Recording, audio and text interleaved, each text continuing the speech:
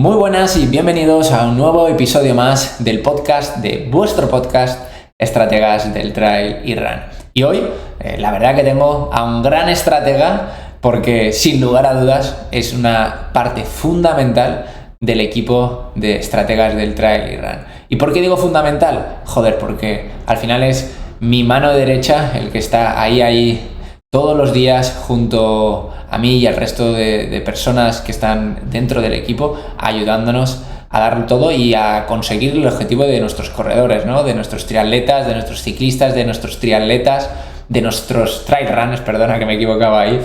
Al final es una pieza fundamental que seguro que muchos de vosotros que ya estáis dentro del equipo conocéis.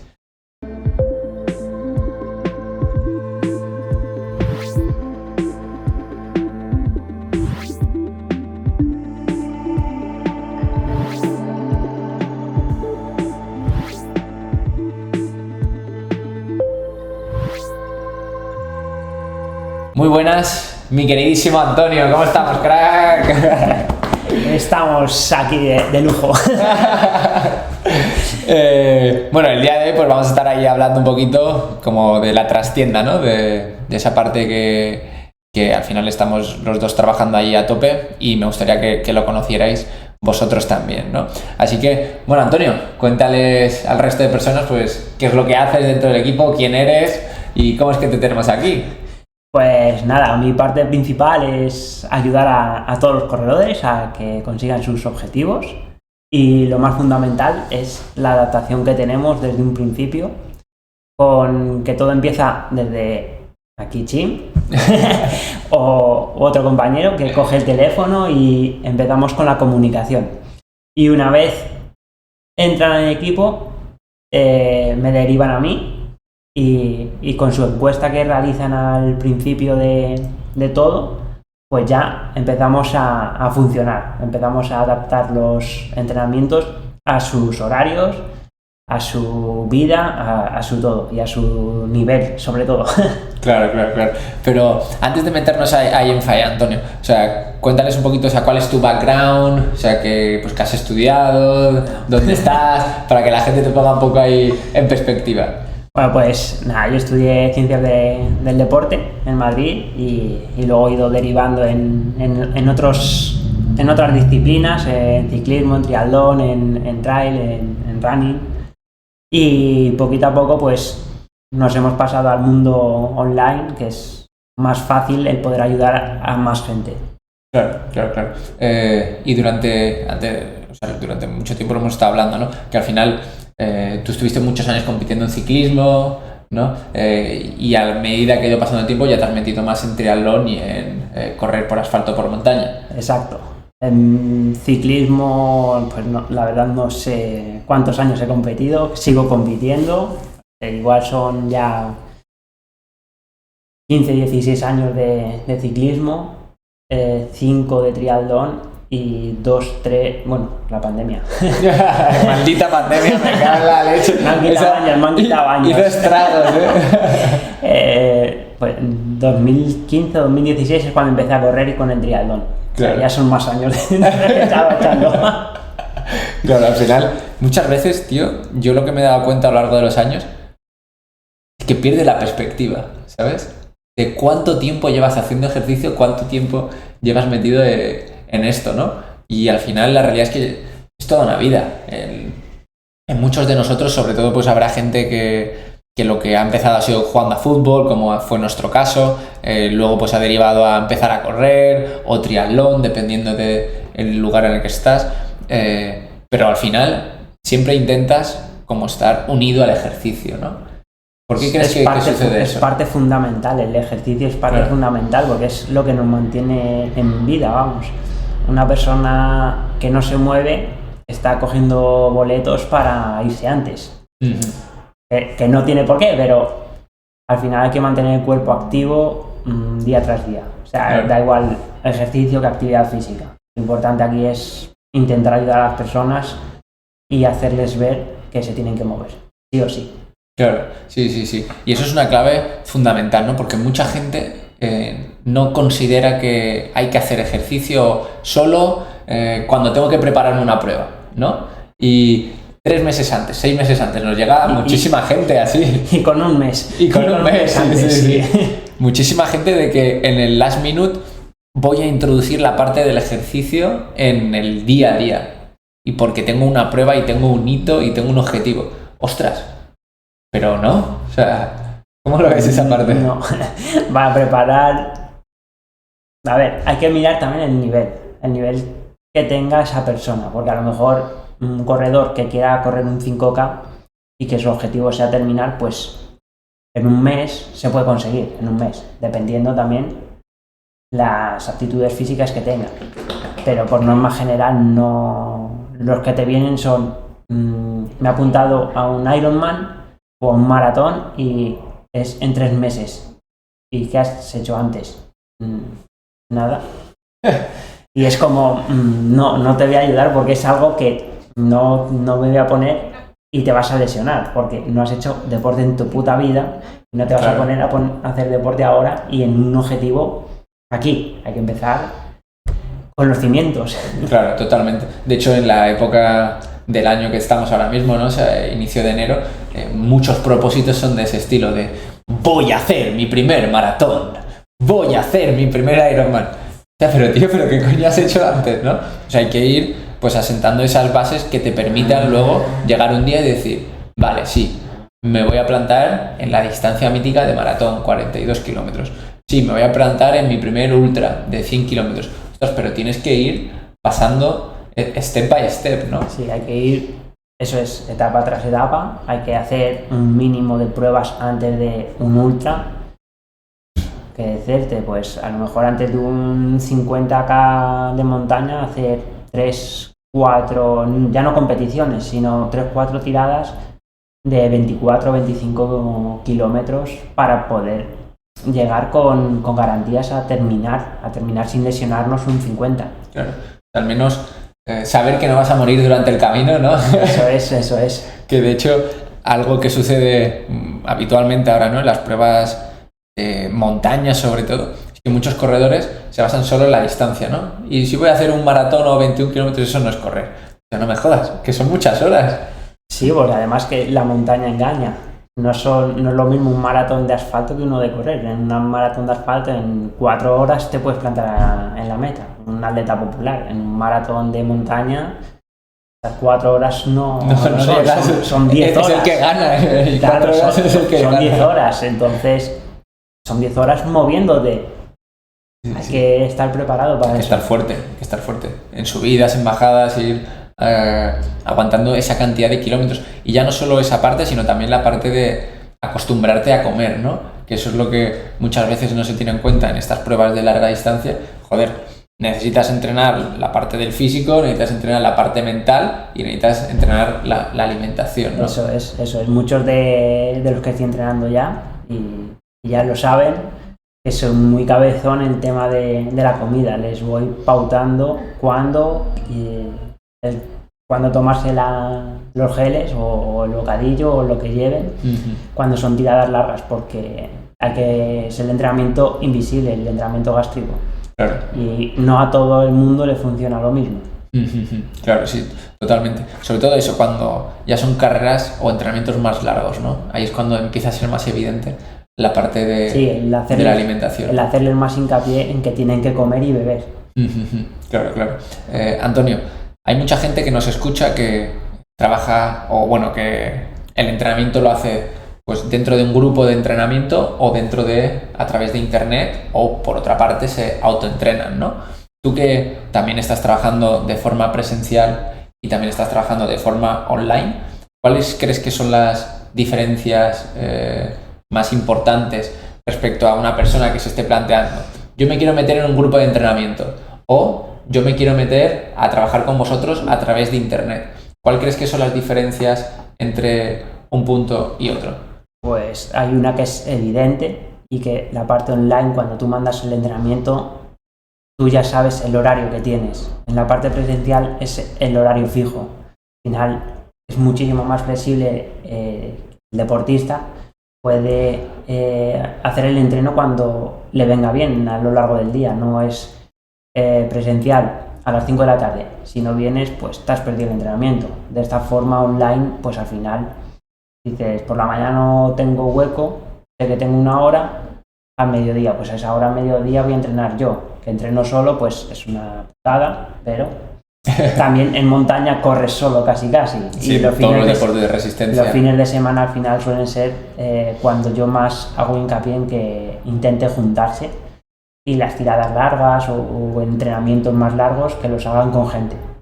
También tema social es muy importante, aunque hagas el entrenamiento online.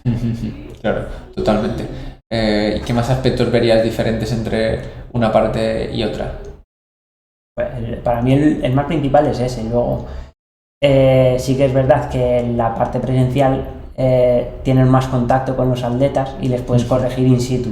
De la forma online al final es más engorrioso, porque tienes que pedirle que te graben y luego analizar. Al fin y al cabo es lo mismo, pero no es lo mismo, porque tú das el feedback de manera inmediata presencial, y en online no. Y en online cuesta más el asimilar tus errores. Claro, sobre todo en la parte técnica de carrera. Exacto. ¿No? Que comentamos muchas veces de, ostras, ¿hasta qué punto? De hecho, unos episodios anteriores hablamos sobre ello. ¿Hasta qué punto se puede corregir la técnica de lo que sea si no hay un feedback al momento, ¿no? O sea, si no hay un feedback en ese preciso instante, es muy complicado mejorar en esa parte. Y ahí, de hecho, también hablamos de hasta qué punto la técnica de carrera, con principios básicos cuando estás haciendo ultradistancia, es necesario entrenarla si tú no estás preparado para realizar el mismo gesto durante 3 horas, durante 5 horas, durante 10 horas, ¿no? En la parte del entrenamiento de fuerza. Exacto, ahí ya en esa parte ya sería la eficiencia de cada deportista para poder mantener la técnica durante X tiempo. Claro. Y ahí es importante el trabajar la técnica, importante, más que por trabajarla en sí, sino para intentar evitar lesiones a largo plazo, porque una mala técnica puede derivar una lesión a largo plazo. Claro, como uno de los que veíamos esta semana, ¿no? Que sí. Un barco de rodilla guapito. Sí, y va a ser difícil reconducirlo. Pero vamos, hay que trabajar la técnica sobre todo para alinear el cuerpo, para poder correr bien. Claro, totalmente. Y otra también de las ventajas que veo con respecto al presencial, ¿no? Es la personalización. O sea, porque al final cuando vas a un grupo presencial, lo que sucede muchas veces es que es todo para todos. Y a veces cambia un poquito la intensidad, pero la realidad es que a no ser que sea un colegio o algo similar, o un grupo que vayan todos a las mismas carreras, la realidad es que un grupo, si es adulto, no van a las mismas carreras. No tienen los mismos niveles. Exacto, eso va enfocado un poquito a la respuesta que te di antes, porque al final, cuando tú mandas un entrenamiento aquí por online, al final tú mandas el entrenamiento. O sea, yo te mando tu entrenamiento. En un presencial yo mando el entrenamiento. O sea, es diferente tu entrenamiento que el entrenamiento. Porque al final, presencial vamos a hacer todo lo mismo. Claro, se puede separar por niveles las series en el presencial, pero al final es general. No vas a hacer una serie de 2 kilómetros para uno y otras de 500 metros para no otro. Vas a hacer más, o sea, el progreso que tú tienes de forma individual no es lo mismo que en un colectivo, que en un presencial. Totalmente. Hay una cosa que mucha de la gente que nos escucha, ¿no? Que dicen, ostras, yo necesitaría aprender más, necesitaría estudiar más para poder autoentrenarme. Y claro, ahí siempre hay una parte que me gusta mucho, que es nosotros entrenamos a muchas personas, pero joder, luego tú, por ejemplo, tienes entrenador. ¿Por qué sucede eso? Exacto, pues muy sencillo. Al final yo estoy entrenando a tantas personas que al final mi tiempo no es, o sea, yo no me pago a mí mismo. Necesito que alguien me planifique y pueda yo el tiempo que gastaba en mí, en hacerme mis entrenamientos, dejárselo a otro para que él me planifique, porque al final es un tiempo, digamos que perdido, y que puedo meter a otros deportistas en ayudar a otros deportistas. Claro, yo ahí siempre lo que pienso no es, joder, es que luego no eres objetivo contigo mismo, ¿sabes? O sea, yo por ejemplo ahora mismo que este domingo tuve una tirada larga de 30 kilómetros, ¿no? Y acabé un poquito cansado. De hecho estoy un poquito constipado incluso. Y porque se me bajan las defensas, tal, lo típico. Y digo, ¡buah! Es que si no tuviera la planificación creada, hoy no entrenaría.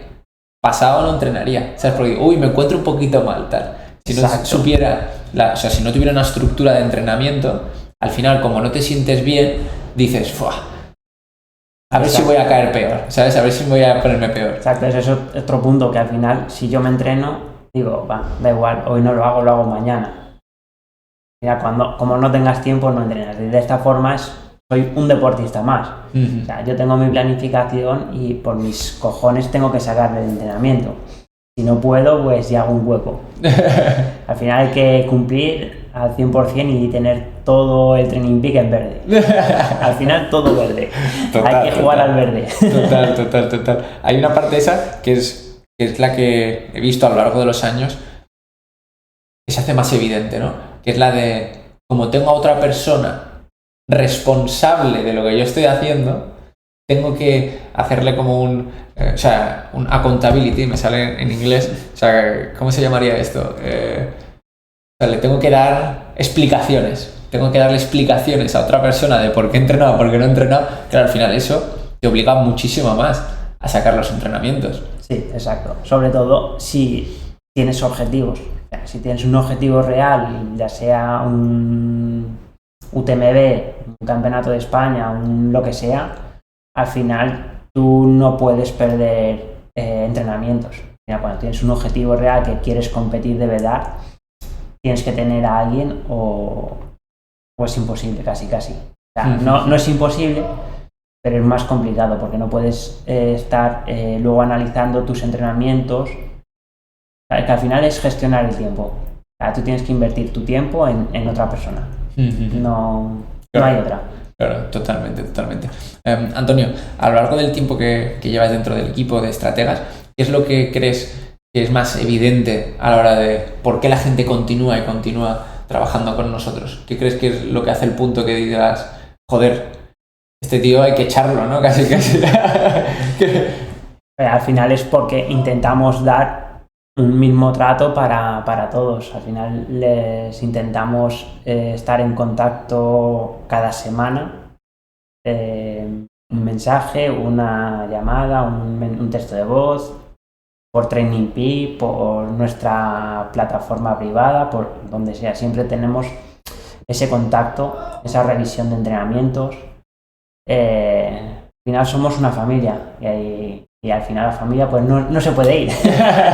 Claro, totalmente. O sea, ese es el objetivo, ¿no? O sea, porque al final, de hecho, nosotros intentamos integrar todo, ¿no? O sea, ya no solo la parte de los entrenamientos, sino, joder, vamos a entender cuál es tu situación de verdad, dínosla, y si no nos la dices, hijo de puta, nervio, ¿no? Exacto. Sí, pero completamente.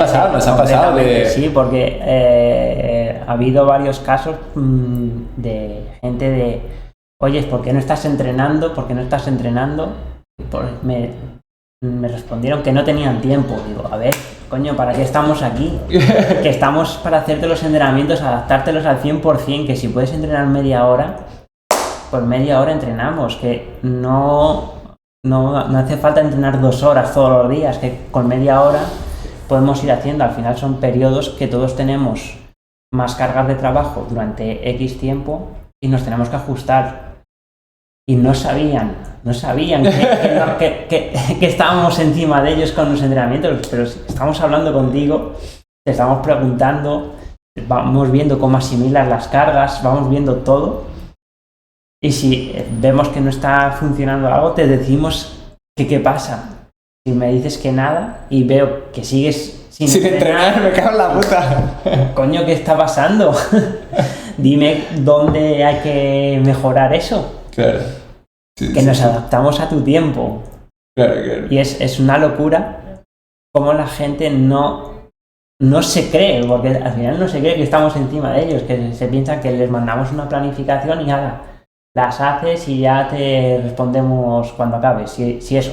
Sí, eso, claro. No, al final invertimos el tiempo, lo que te estaba diciendo, invertimos el tiempo en vosotros, en los deportistas, en analizar todos los datos. Si tienes una lesión no, una molestia, vamos a ver por qué ha surgido y el mismo día o al día siguiente ya tienes ejercicios para ir mejorando esa molestia.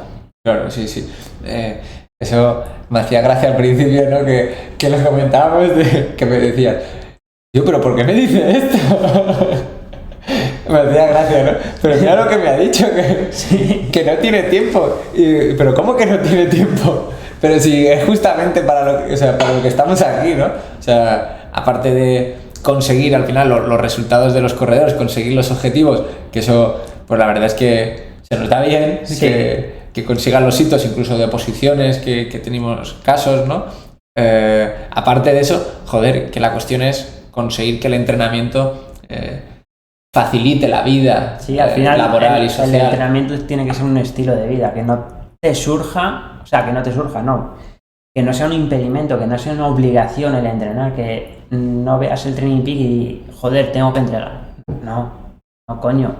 Si tienes un entrenamiento es para que lo disfrutes, aunque sea agobiado, aunque te toquen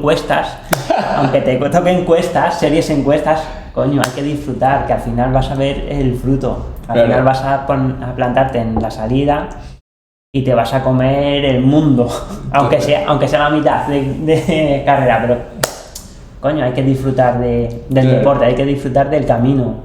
Totalmente. Recuerdo hace unos días que leía a María por Instagram que decía cuestas, me da mierda, no sé qué, y le mandé un mensaje privado. María es una de las deportistas que trabaja con nosotros y yo en plan, ¿pero de qué te quejas? Y luego las vas a disfrutar tal, no sé qué, y la carrera qué.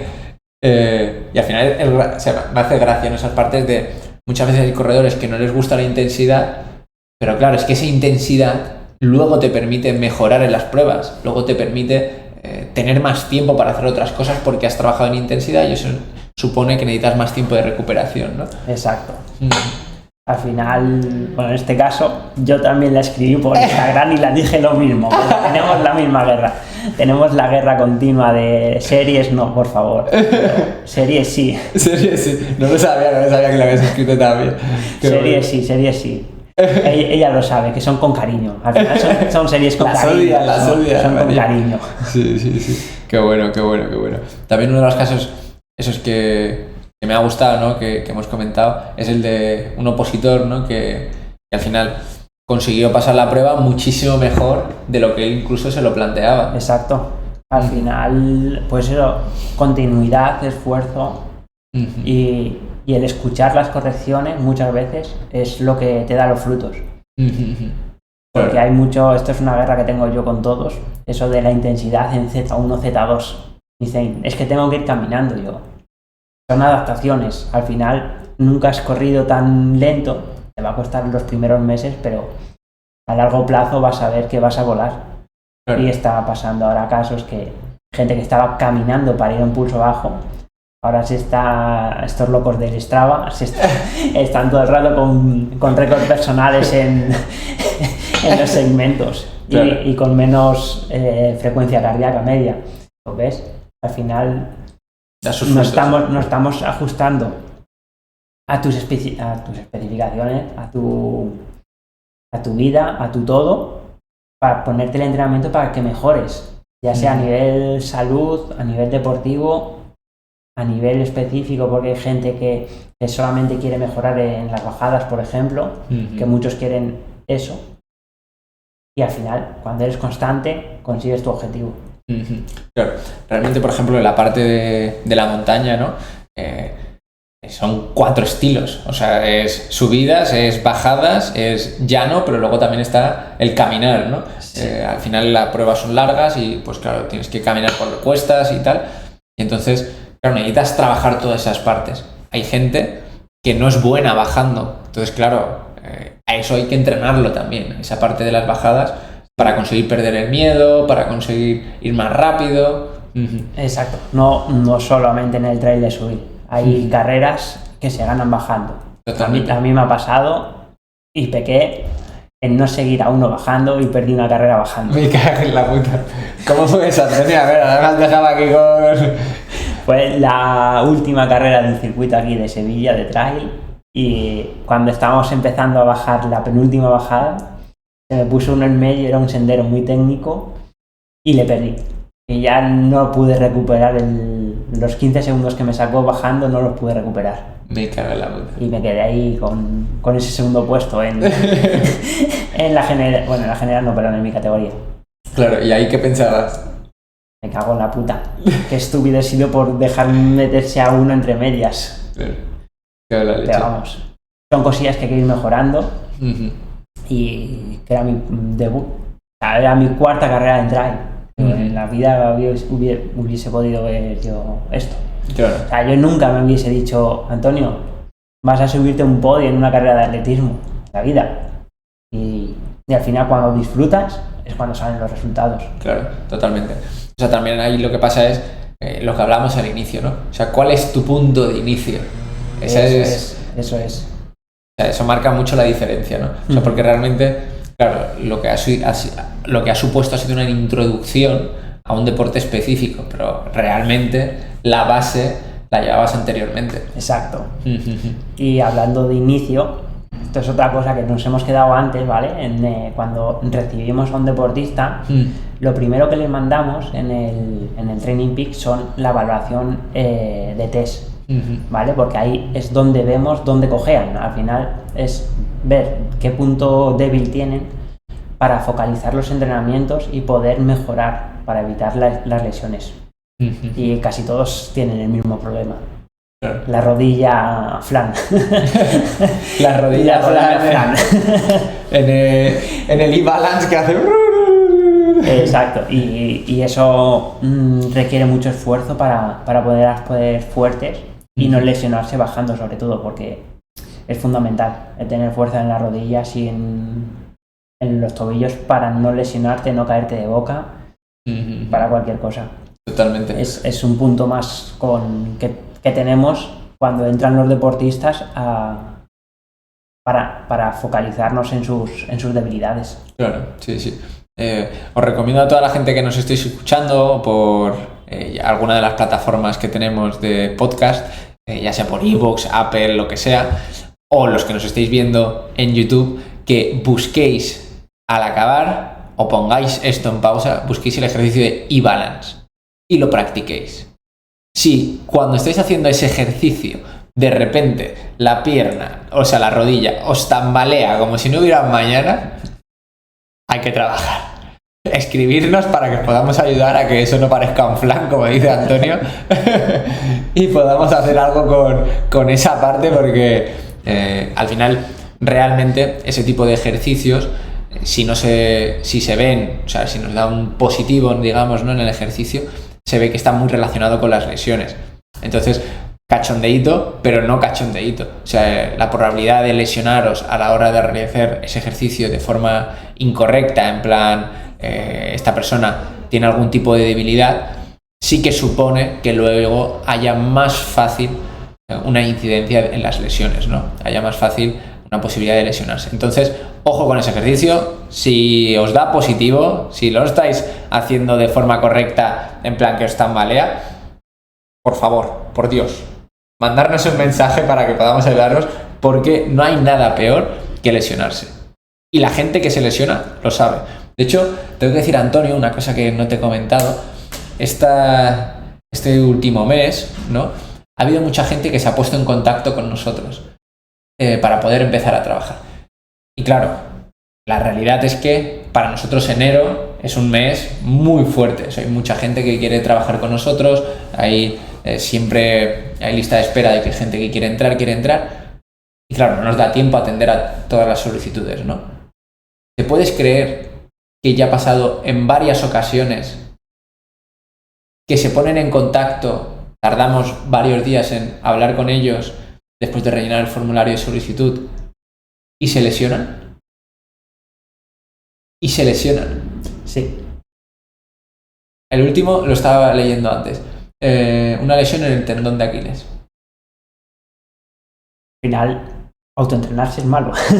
O sabes o es malo. Al final, yo no he visto a un médico autooperarse. Claro. Al final, los estudios están para ejercer. Porque es fundamental, ¿vale? El poder contactar con alguien cualificado para que te guíe, porque al final es eso, te puedes entrenar. Los gurús de Google pueden funcionar, pueden no funcionar, pero al final un entrenador siempre se va a adaptar al tiempo que tenga el atleta para entrenar y debería hacerlo de forma individualizada. O sea, no vale hacer locuras. Claro. O sea, muchas locuras te llevan a lesión 99,9%. Yo veo ahí muchas veces que la gente que no tiene una buena estructura de entrenamiento, ¿no? Pasan dos polos opuestos, ¿no?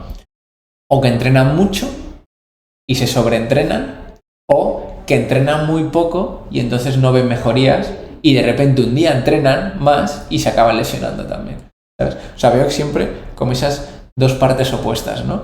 Y la verdad es que me llama la atención y para mí, sinceramente, y por eso de hecho me introduje en el mundo digital hace 7 años, porque veía que la gente entrenaba muy mal. Sí. Muy mal. Y se está dando el caso muchas carreras que va la gente y termina en el hospital, literalmente, o les da un paro o muchos fallos. Y eso es porque o no están bien preparados o si tienen entrenador les da mano ancha para que vayan. Yo saben mis deportistas que ya les digo que no, a algunas carreras les digo que no, a otras les digo que sí, que cuadran dentro de la planificación y es una carrera que no va a suponer gran esfuerzo. No pasa nada porque vayan con amigos, porque vayan a disfrutarla, porque está al lado de su casa y no esté planificada. No ha pasado nada, porque son deportistas que o bien no tienen base o que cuadra dentro de la planificación y no están cerca del objetivo principal. Si está a un mes del objetivo principal, un maratón, por ejemplo, vamos a poner UTMB Andorra. Y el mes de antes me dicen, voy a hacer este maratón. Digo, ¿estamos locos? O sea, en un mes no vas a poder recuperar las piernas para poder hacer el UTMB en óptimas condiciones. Porque además Andorra tampoco es... No, moco de pavo, nada, o sea, te destroza. Te destroza. No. Es como Valdarán. Valdarán es... Eso es, sí. Hay que llegar fresco a las carreras, hay que llegar fresco, porque una carrera te puede lesionar por ir sobrepasado. Es otra cosa que hacemos nosotros también a los atletas, les planificamos la carrera. O sea, cuando hay una carrera, les decimos los tramos que tiene que hacer, en qué zonas, o intentar ir en esas zonas para hacer una carrera progresiva o agresiva, dependiendo del nivel. Totalmente. Allí muchas veces lo que vemos, ¿no? Es que se satura el corredor de carreras y al final, ¿qué sucede? Que vas reventado a todas. Exacto. O sea, vas que no aguantas, que te estás tirando por la cuneta, ¿no? Al final muchos, sobre todo los que no tienen entrenador, al final van por la motivación. Van por en esta línea, van siempre en una línea alta de intensidad, en entrenamientos y competiciones Z4, Z5 todos los días. La patata revienta. Claro. Al final no tienes progresión, te lesionas, lo dejas. Sí. Al final siempre tenemos que recordar que esto va de ir adaptándonos, ¿no? Que el entrenamiento, las competiciones suponen un estrés a nuestro cuerpo y entonces, lógicamente, si no dejamos recuperar ese estrés a la hora de realizar esos entrenamientos o a la hora de realizar esas competiciones, acabamos saturándonos, ¿no? Ya sea que trabajéis con un profesional o que entrenéis por vuestra cuenta. ¿Podéis entrenar por vuestra cuenta? Sí, podéis entrenar por vuestra cuenta, pero la cuestión es, tenéis que dedicarle tiempo, mucho tiempo, a conseguir una estructura de planificación. Que esto no es coger las zapatillas y salir a correr. No. De hecho, una de las cosas que ahora se ha puesto muy de moda, ¿no? Y yo el otro día lo estuve utilizando, era ChatGPT. No sé si lo has escuchado hablar sobre ello. Y digo, a ver esto cómo funciona con la parte de entrenamiento. Y entonces cogí y le pedí, hazme una planificación de trail para la competición de 21 kilómetros, una planificación de 12 semanas. Claro, era un estándar, simplemente una progresión de aumento de volumen de entrenamiento, ¿no? Y digo, claro, es que ChatGPT al final lo que se basa es en los datos que hay a través de internet, ¿no? O sea, lo único que hace es juntar piezas del puzzle. Eso es la función que hace. Entonces, claro, cuando juntas piezas del puzzle, que es exactamente lo que te pone en internet, al final encuentras algo muy básico, que ese tipo de entrenamiento tenía sentido hace unos años, cuando la mayoría de las planificaciones se basaban en el atletismo, que el cual lo único que hacía era ir aumentando el volumen del entrenamiento. Claro, eso estaba muy bien en la época prehistórica. Ahora entendemos que hay mucho más, ¿no? Sí. Exacto. Hay mucho más que simplemente el volumen. Exacto. El descanso es fundamental. Sí que es verdad que algún deportista me ha dicho, oye, ya voy pillando el hilo. Me pones en una semana a lo mejor 4 series de 200 en pendiente y a la siguiente me pones 6. Y dices, me va sumando un poco. Y digo, sí, te he sumado en esas, pero has visto el resto del entrenamiento, que no todo es sumar kilómetros, porque a lo mejor eso que sumamos en ese día de intensidad lo bajamos en otro de intensidad. O sea, al final hay que jugar con las cargas de cada uno, saber dónde está el límite de cada deportista para poder ajustar el entrenamiento. Claro. O sea, que no todo es sumar, o sea, aumentar, bajamos, aumentamos. Sí y no. Claro, sí, todo va a depender eso, del conjunto de todo, porque, por ejemplo, hay tipos de entrenamiento que dices, ostras, esto, ¿qué tal? Por ejemplo, el entrenamiento pliométrico. El entrenamiento pliométrico realmente es muy agresivo para el cuerpo, pero claro, eso no se mide en volumen, o sea, se mide en volumen, pero cuando lo relacionas con lo otro, no lo puedes medir tanto, ¿no? Entonces empieza a complejizarse todo. Cuando metes entrenamiento cruzado, cuando metes carrera, cuando metes entrenamiento de fuerza. Entonces, claro, cuando empiezas a coger muchas piezas del puzzle, es cuando ahí se empieza a a ponerse un poco más complejo. Eso es. Y al final, la pliometría, por ejemplo, que la has nombrado, es súper importante. Y hacer un trabajo pliométrico es importante. Pero también es muy importante el descargarte. Un descargo con el FOAM es súper importante. Trabajo de fortalecimiento de tobillo es súper importante. Los dedos de los pies que no se entrenan son mega importantes. Muchas lesiones vienen por no movilidad de los dedos. Y es fundamental ese entrenamiento que no se ve, que aburre. Que aburre mucho. Lo tenemos clarísimo, que es ultra aburrido. Es el entrenamiento que más nos beneficia a todos al final. Y igual que el gimnasio. ¿Me tengo que saltar una sesión? Gimnasio. ¿Me tengo que saltar una sesión? Gimnasio. No, sáltatela de correr y haz el gimnasio. Igual que las series, me tengo que saltar una serie en el asalto. Entrenamiento continuo. Exacto. Súper mega importante la cuantificación de las cargas, que cuando te dice el deportista que ha trabajado sobre un 7, sobre 10, hay que tener en cuenta eso también, sobre todo en la cuantificación de cargas de gimnasio. Totalmente. Antonio, de los últimos meses, ¿qué ha sido lo más raro que te ha pasado con algún deportista? ¿Alguna anécdota así que haya pasado que se te ocurra ahora mismo? Que puede haber sido para echarnos unas risas. Pues no recuerdo ahora mismo. Me pasan tantas. Toda la semana nos pasa algo. Toda la semana algo. Siempre, si no es una cosa es otra, pero. Siempre hay alguna anécdota de. Pero a ver, ¿cómo me está diciendo esto? Pero si no tiene ningún sentido. Ahora mismo no recuerdo ninguna. No recuerdo ninguna. Sí. No. Es que al final pasan muchas situaciones, ¿no? A mí me hace mucha gracia, pues eso, o sea, por ejemplo, no tengo ninguna carrera y de repente me apunto a 5 carreras seguidas. Ostras, pero ¿cómo puede ser esto? No, o sea, esto necesita un tiempo de preparación. O, sí, ahora me he apuntado a una carrera de 100 kilómetros dentro de 2 meses. Ya, pero que estamos haciendo 20 kilómetros a la semana. No te puedes apuntar a una carrera de 100 kilómetros dentro de 2 meses, ¿sabes? O sea, al final, todas estas situaciones pasan muchas veces, ¿no? Sí, para nosotros es habitual, ya no es, ya no es anecdótico. No nos asombra. Y tenemos que parar los pies. Hay que parar los pies, sí. Sí. Yo recuerdo que, de hecho, me suena que ya lo conté hace tiempo por aquí, que sucedió una cosa, que había una de las deportistas que trabajaba con nosotros que dijo, de repente se apuntó como a 3 fines de semana, a 3 carreras en 6 fines de semana de ultradistancia. Y dije, no. ¿Por qué? ¿Qué necesidad? O sea, esto no puede ser. No puede ser.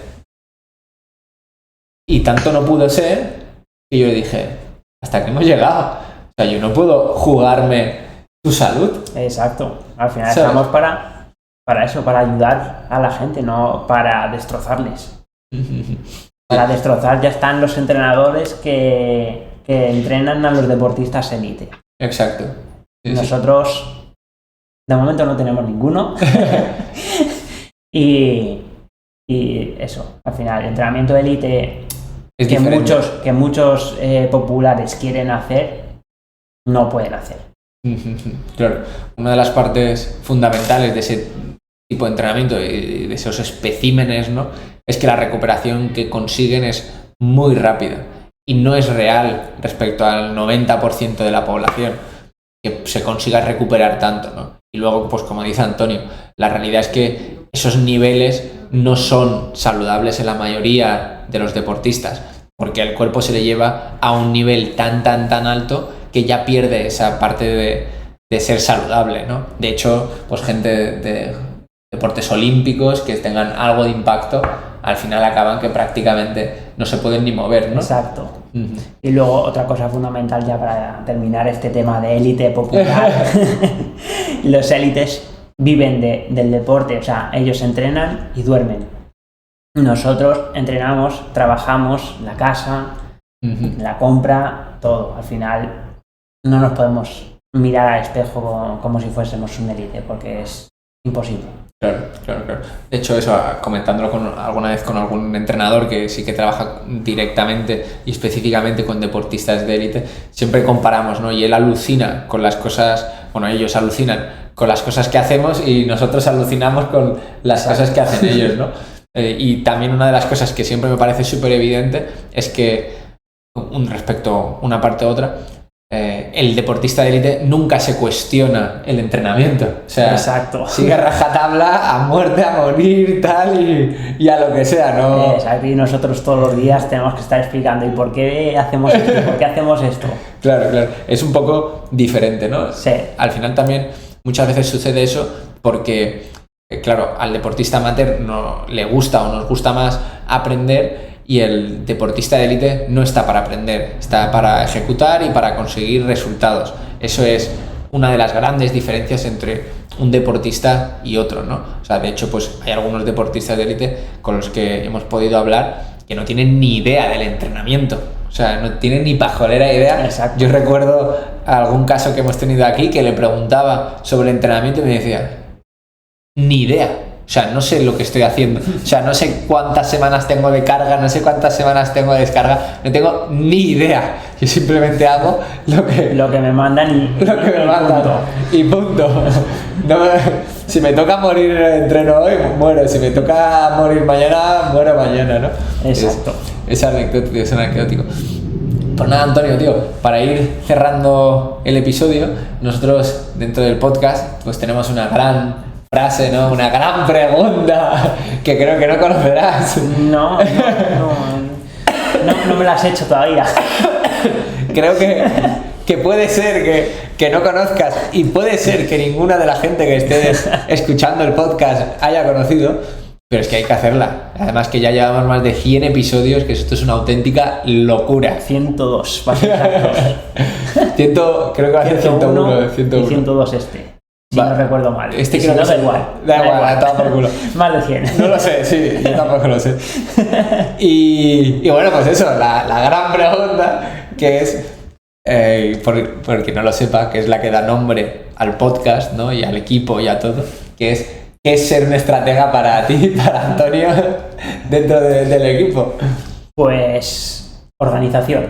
Al final, mi estrategia es la organización tanto mía como la de los deportistas. Intento organizar a cada deportista, plantearles su estrategia, su planteamiento, su todo, para hacerles la vida más fácil al final. Al final el entrenamiento lo tienen que disfrutar, lo hago ver desde un principio, aunque sufran, pero para mí ser estratega es ser un buen organizador, claro. Al final.